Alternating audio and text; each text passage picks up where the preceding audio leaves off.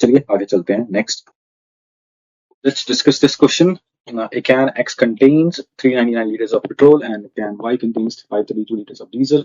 They are to be bottled in bottles of equal size, so that both of petrol and diesel would be separately bottled.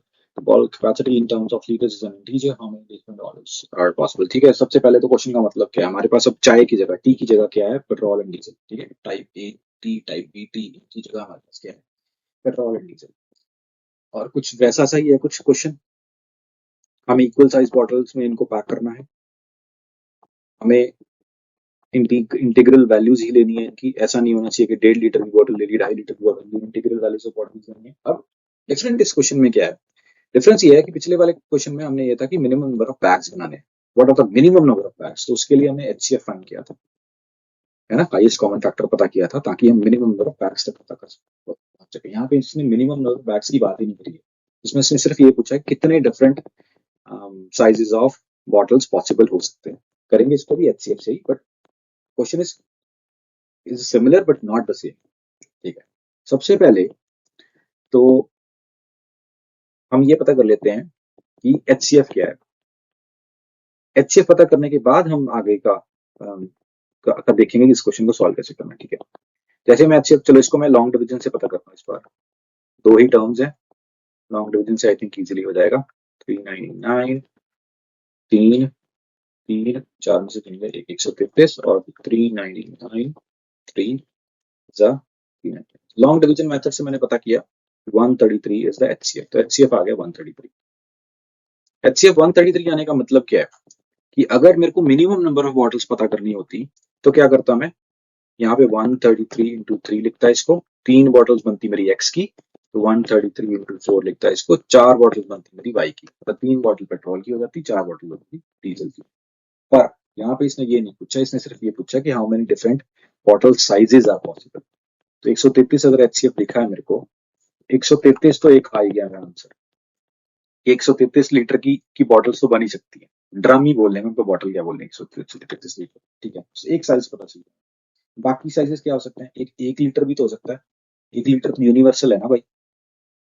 ठीक है, 1 litre की bottle मैं बना ही सकता हूँ, वो तो यूनिवर्सल है. बाकी और वैल्यूज क्या हो सकती हैं, वो मेरे को आप फटाफट बताओ क्या हो सकती है. फटाफट बताओ, फटाफट टाइप करो, दिमाग लगाओ और मेरे को बताओ. I want this answer. ठीक है, ये अगर आंसर नहीं करोगे तो मैं डिसअपॉइंट हो जाऊंगा. या बिल्कुल सही, बिल्कुल सही, बिल्कुल सही. फैक्टर्स ऑफ 133, क्योंकि हमने पढ़ा है कि जो एचसीएफ के फैक्टर्स होते हैं, एचसीएफ क्या होता है, हाईएस्ट कॉमन फैक्टर. और अगर हाईएस्ट कॉमन फैक्टर की मैं फैक्टर देखूंगा, वो भी फैक्टर होंगे हमारे किसके, नंबर्स के. हाईएस्ट कॉमन फैक्टर के जो फैक्टर होंगे, they will be common factors of the numbers. Highest चाहे नहीं होंगे, बट कॉमन फैक्टर तो होंगे ही. मतलब कि 133 को भी जो भी डिवाइड करेगा ना, 133 को जो नंबर डिवाइड करेगा वो 399 और 532 को भी डिवाइड करेगा. तो मेरे को सिर्फ ये पता करना कि 133 के और कितने फैक्टर हो सकते हैं. तो वो तो पता करो, डिविजिबिलिटी रूल्स लगाओ, देखो 133 को कौन सा नंबर डिवाइड कर सकता है. चेक करो 7 से. 7 का डिविजिबिलिटी रूल क्या है, फटाफट बताओ मुझे, फटाफट से टाइप करो. What is the divisibility rule of 7? या last digit into 2 minus the remaining. बिल्कुल बिल्कुल बिल्कुल सही. तो जैसे मैं 7 का डिविजिबिलिटी रूल चेक करूंगा तो 133 के लिए 3 को 2 से गुना करूंगा और बाकी बचे में से सब माइनस कर दूंगा. तो 13 माइनस 3 को 2 को 6 आ गया 7. क्योंकि 7 दिख रहा है मेरे को इज अ मल्टीपल ऑफ 7, तो 133 is definitely a multiple of 7. तो 7 मिल गया मेरे को, एक फैक्टर मिल गया 7. फैक्टर्स ऑफ, चलो थोड़ा ऑर्गेनाइज वे में लिख देते हैं. 1 है, 133 है, उसके अलावा 7 मिल गया मेरे को.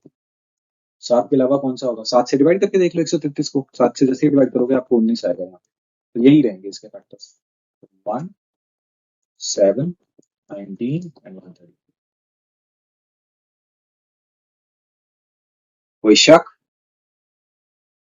तो these are the different size of bottles that can be made. अब आप नंबर ऑफ बॉटल्स भी यहाँ से पता करके देख सकते हो कि 399 को जैसे आप 7 से डिवाइड करोगे तो कितनी बॉटल्स बनेंगी, देन 532 को 7 से डिवाइड करोगे तो कितनी बॉटल्स बनेंगी, तो मतलब दोनों डिवाइड होंगे इससे 7 से। तो 1 लीटर की बॉटल्स बन सकती हैं, 7 लीटर की बॉटल बन सकती हैं, 19 लीटर की बॉटल बन सकती हैं और 133 लीटर की बॉटल भी बन सकती हैं। इजी क्वेश्चन था बट थोड़ा सा अलग तरीके से पूछा गया था, ठीक है। This is one of the questions that has been asked by UPSC, तो ध्यान में रखना है। जरूरी नहीं है कि वो जिससे पिटे वो रिपीटेड क्वेश्चंस ही आते रहेंगे, what are the minimum number of bottles, नहीं, कॉन्सेप्ट क्लियर होना चाहिए आपको यहाँ पे। How many different bottle sizes are possible, ये पूछा गया है, ठीक है। Next question, there are 3 traffic signals, अब ये भी पूछा गया यूपीएससी के द्वारा, ठीक है, थोड़ा ध्यान देना इस पे। Each signal changes colour from green to red and then red to green, ठीक है। पहले ग्रीन टू रेड जाती है, अरे भाई, पहले ग्रीन टू रेड फिर रेड टू ग्रीन, ठीक है। The first signal takes 25 seconds, the second signal takes 39 seconds, the third signal takes 60 seconds to change the color from green to red, ठीक है जी। और रेड टू ग्रीन भी same ही time होगा, logic वही बनता है। The durations from green to red, green and red colours are same, देखिए वही बोल भी दिया इन्होंने, वही लॉजिक है। ग्रीन टू रेड भी के लिए, ग्रीन टू रेड होने के लिए भी वही फ्रीक्वेंसी है और रेड टू ग्रीन होने के लिए भी वही फ्रीक्वेंसी है। At 2 PM they together turn green, 2 बजे ग्रीन हुए। At what time they will change to green next, कितनी देर बाद फिर से वो ग्रीन हो जाएंगे। पहले तो ग्रीन से पहले ये रेड जाएगा, फिर उतने ही टाइम में रेड से ग्रीन जाएगा, ठीक है। तो मतलब यहाँ पे जो भी हमारा टाइम आएगा एलसीएम लेने के बाद उसको डबल करना है। चलो, पहले तो ये समझ में आना चाहिए कि एलसीएम का क्वेश्चन है, बिल्कुल एलसीएम का क्वेश्चन है, क्योंकि जैसे ही मैं इसको एनालाइज करने की कोशिश करूंगा, मैं ये पता करने की कोशिश करूंगा पहले अगर 25 सेकंड पे हुआ है ग्रीन टू रेड, फिर 50 पे होगा, फिर 75 पे होगा, फिर 100 पे होगा, तो मैं क्या लिख रहा हूँ, मल्टीपल्स लिख रहा हूँ ना, 25 के मल्टीपल्स लिख रहा हूँ, फिर मैं 39 के भी मल्टीपल्स लिखूंगा इसी तरह से, ये जो सेकंड फ्रीक्वेंसी है, 60 के भी मल्टीपल्स लिखूंगा। मल्टीपल्स लिखूंगा तो मतलब मैं एलसीएम की तरफ जा रहा हूँ। एलसीएम पता करना मेरे को 25 का, 39 का और 60 का। एलसीएम पता करना तो ये आ गया 5 स्क्वायर, ये आ गया 13 × 3, 60 12 मतलब 4 गुना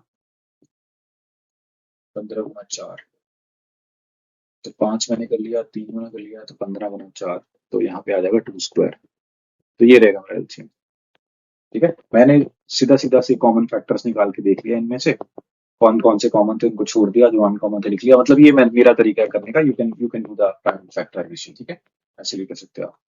तो ठीक है, 25 गुना 4 गुना 39, बेसिकली ये है 100 39, 3900 आ गया एलसीएम, एलसीएम आ गया 3900।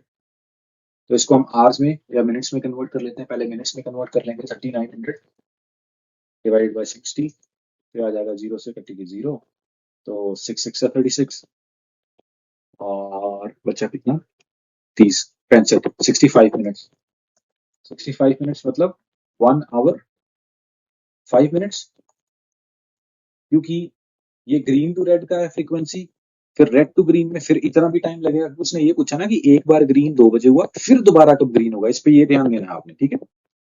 तो ये फ्रीक्वेंसी तो होगी ग्रीन टू रेड की, फिर रेड टू फिर से ग्रीन होने के लिए फिर 1 आवर और 5 मिनट लगेंगे।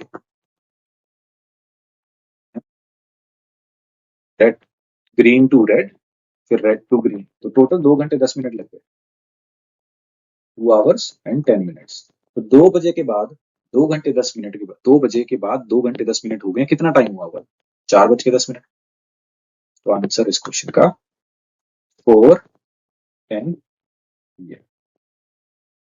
सिंपल क्वेश्चन था, बस इसमें ये ट्विस्ट डाल दिया था ग्रीन टू रेड और रेड टू ग्रीन, ठीक है। बस ऐसे ट्विस्ट के लिए रेडी रहना आपने, लॉजिक आपका फंडामेंटल स्ट्रांग है तो ये सब आपको चीजें इफेक्ट ही करेंगी।